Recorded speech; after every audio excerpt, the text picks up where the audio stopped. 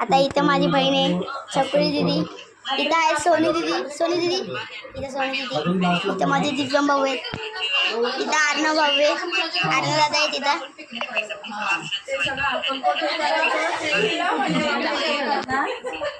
इकडे काका आहेत, इकडे काका आहेत, इकडे काकी आहे, इथं आत्या आहे, तिथून डायरेक्ट घरी यायचं असतं ना, म्हणून ते लास्टला करायचं. इथं आत्तू आहे, इथं मोठी आत्तू आहे, इथं पप्पा आहेत, इथं मम्मी आहे, इथं आई आहे, इथं चैतू दीदी. अजून मी ब्लॉग बनवणार आहे.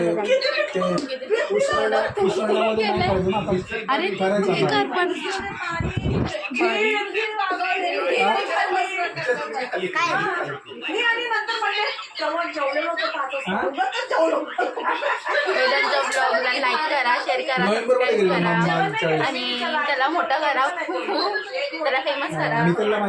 बाय.